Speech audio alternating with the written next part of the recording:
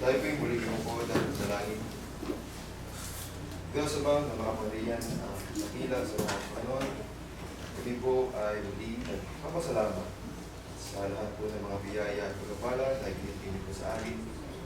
Din po na nagpapasalamat po kami sa buhay at kalakasan na talagay po namin sa mga oras na ito.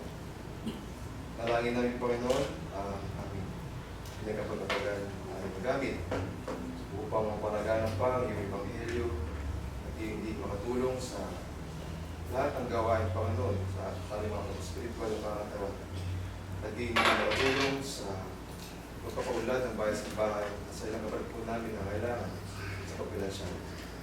Dalangin din namin Panginoon sa mga susunod na araw na patuloy niyo po kaming ingatan, ilayo sa mga kapahamakan o mga karamdaman.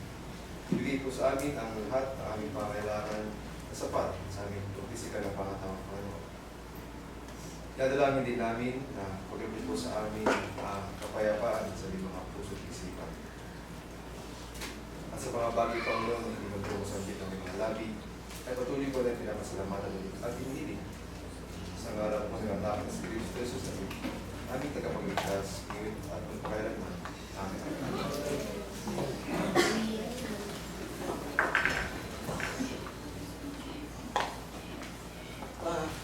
Meron po ba kayong katanungan, paglilinaw sa ating nakaraan pag-aaral at sa sermon po?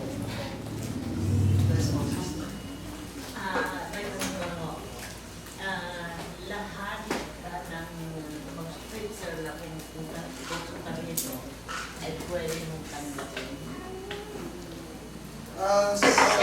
O ikaw ay makikinig o kung ano ang sasabihin nyo yung aksyon nila.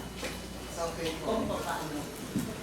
Tayo po ay hindi nagtataboy ng kahit sinong mananampalataya basta't nais nilang makibahagi dito. Ngunit kung sila po ay magtuturo ng hiwalay o lapad o malayo sa ating paniniwala na ugat, ay maaari na po siyang mapagsabihan na siya ay hindi welcome. At siya po ay kikilos ng mga pag-aasal na labas sa kagandahang ugali at ikatitisod ng karamihan. Yun po ay hindi pinapanggap ng siya dahil siya po ang magiging dahilan ng pagkakawat ng mga. Ngunit kung ang layunin niya lang po ay magturo, okay, bilang bahagi ng gawain nila sa pagtuturo, ay pwede po natin siya tanggapin o kung gusto na niyang makinig, pwede po siya dito.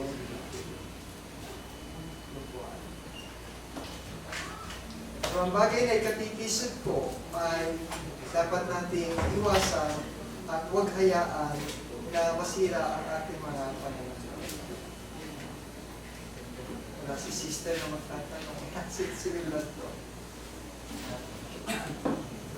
Kaya sa kalakaran ng ating panahon, katulad ngayon, laganap ang Katolik. Ngayon, marami din mga pastor. Di ba? Ang pagkakaiba ng pagsamba, samba at saka simba, ay parang ba lang yun? O may pagkakaiba?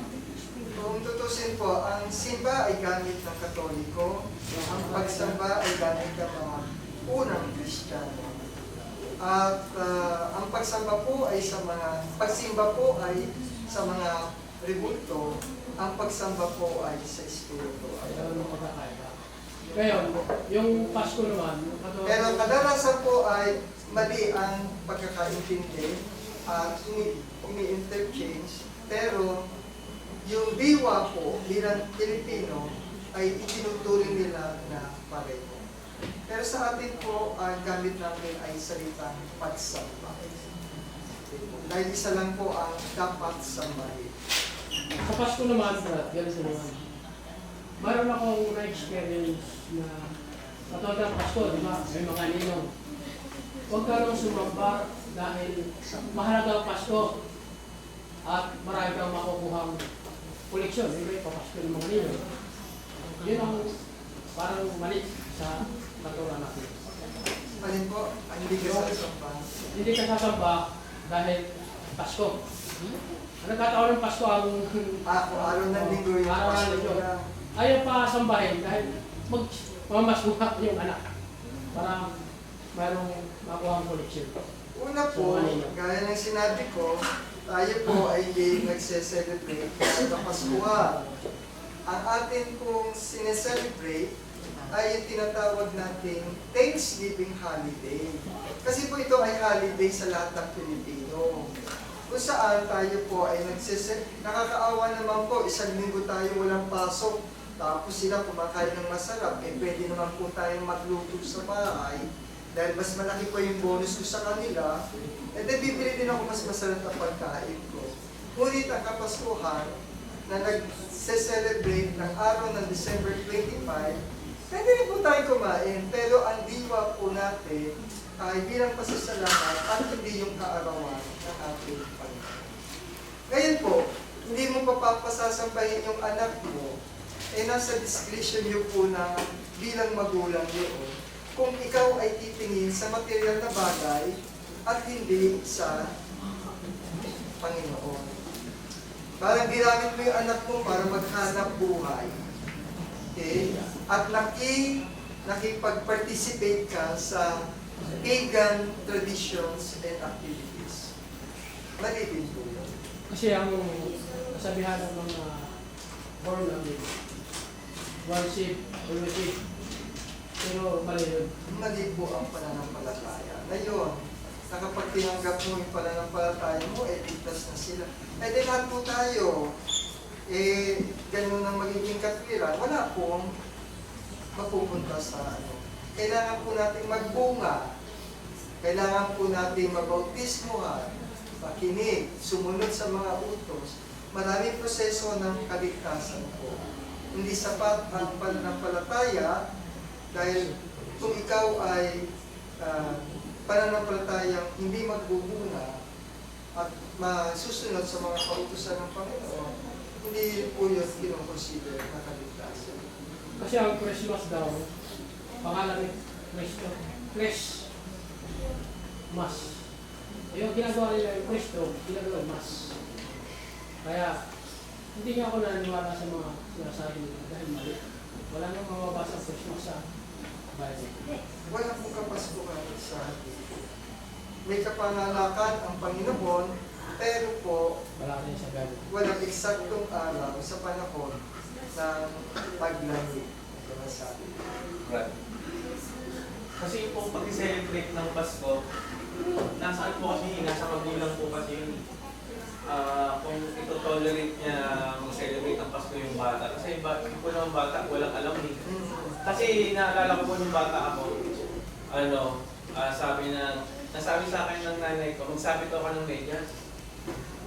So ako naman, kapag ka-December, tuwan-tuwa.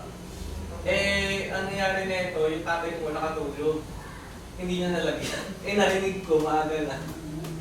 Diba? Parang... Meron tayo kasi tinatawag po na Tradisyon. tradisyon Opo. bilang Pilipino na kung saan ay bahagi ng ating kultura at tradisyon ang pagsa-celebrate. Pero ito po mga katuroan na ito ay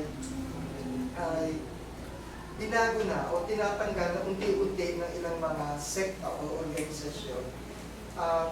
Tayo po ay bahagi lang ng kasiyahan para sa mga maliliit at bata na magbahagi ng ating mga blessings.